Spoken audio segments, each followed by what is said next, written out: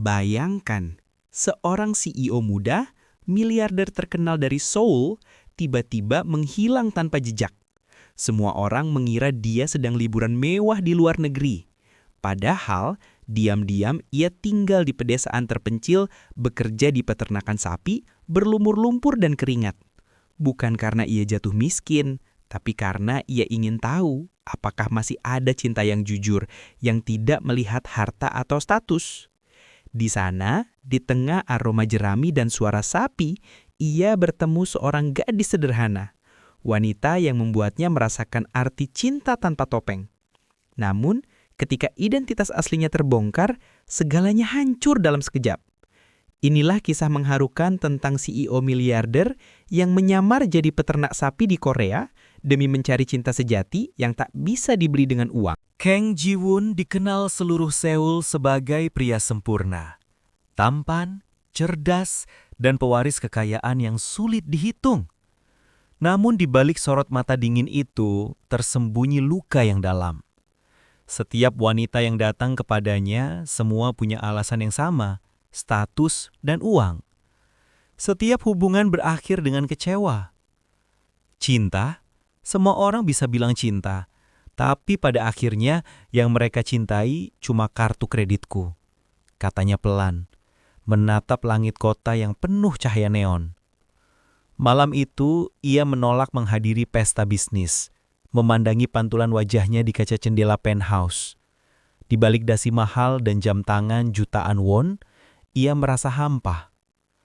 Lalu sesuatu terlintas di benaknya. Bagaimana jika ia melepas semuanya? Bagaimana jika ia jadi orang biasa dan melihat siapa yang benar-benar mencintainya? Seminggu kemudian, Ji-won meninggalkan Seoul diam-diam. Ia memerintahkan sekretaris pribadinya untuk membuat identitas baru. Nama barunya Kang Min-jae, seorang pria biasa dari Busan yang datang ke pedesaan untuk bekerja di peternakan. Ia menyewa rumah kecil di pinggiran Gangwon. Di depan rumah itu terbentang ladang hijau dan aroma khas tanah basah. Hari pertama di peternakan, tangannya yang biasa menandatangani kontrak triliunan won kini menggenggam sekop untuk membersihkan kandang sapi. Baunya luar biasa, gumamnya sambil menutup hidung. Para pekerja tertawa melihatnya. Tapi ia bertahan. Hari demi hari, keringat dan kotoran ternak jadi makanan sehari-harinya. Dan di antara suara sapi dan angin gunung, ia mulai menemukan ketenangan yang tak pernah ia rasakan di kota. Pagi itu, Ji-won sedang memindahkan jerami ketika terdengar suara lembut di belakangnya. "Min-jae-si, ini susu segar dari hasil perahan pagi. Mau coba?" Ia menoleh.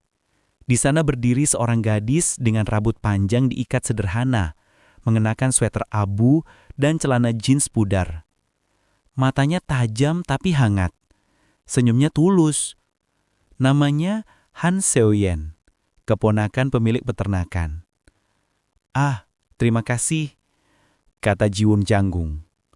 Saat meneguk susu dingin itu, ia mendengar tawa kecil Seo-yen. "Kelihatannya kamu nggak terbiasa kerja di tempat begini ya?" Ji-won menyenyum kecil. "Kelihatan banget ya?" "Jelas," jawab Seo-yen sambil tertawa. "Tapi kamu cepat belajar. Biasanya orang kota menyerah di hari pertama." Entah kenapa tawa gadis itu terasa seperti udara segar di dada Ji-won. Hari itu, untuk pertama kalinya dalam waktu lama, ia benar-benar tersenyum.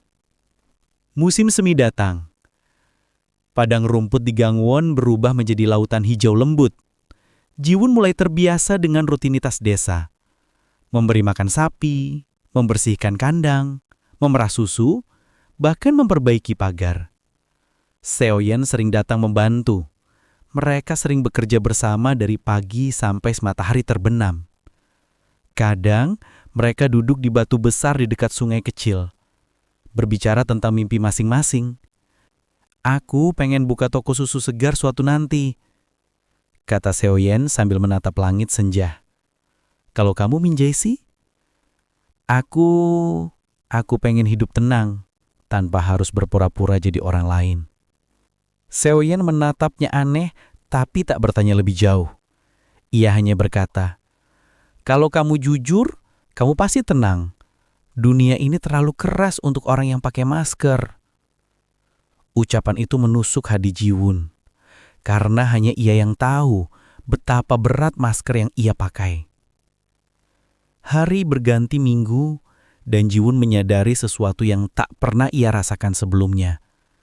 Setiap kali Seoyen tersenyum, hatinya berdebar. Setiap kali ia mendengar suaranya, dunia terasa ringan. Suatu sore hujan turun. Mereka berteduh di gudang jerami. Seoyen tertawa. Rambutnya basah, pipinya merah. "Min Jae-si, kamu gak pernah cerita tentang keluargamu." Jiwon terdiam sejenak. Mereka jauh, dan aku juga menjauh dari mereka. Seoyen menatapnya lembut. Kadang jarak bukan di antara tempat, tapi di antara hati. Dalam keheningan itu, Jiwon menatap wajah Seoyen. Hatinya berbisik, ini bukan lagi ujian. Ini cinta yang nyata. Tapi dunia tak bisa disembunyikan selamanya.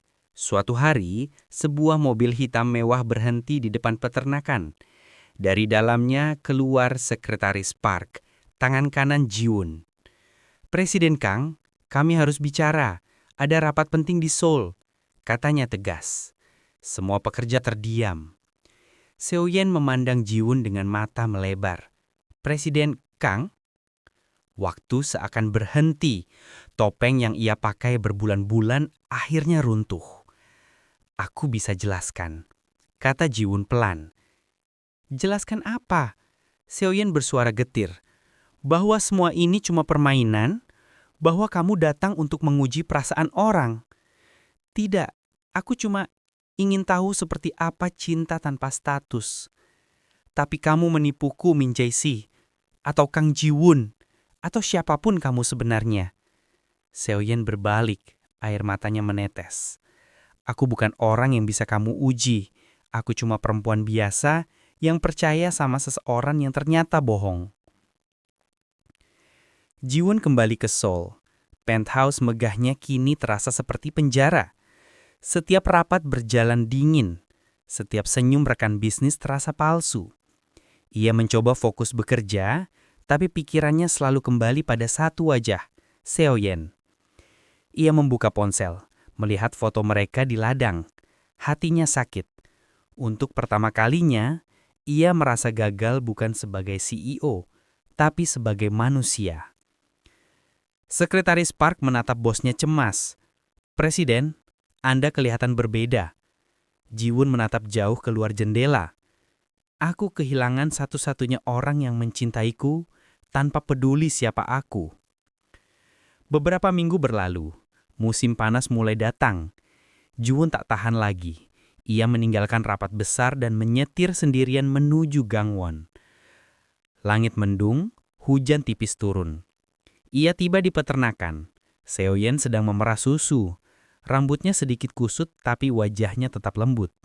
Ia terkejut melihat Jiwon datang memakai jas mahal yang kini basah kuyup.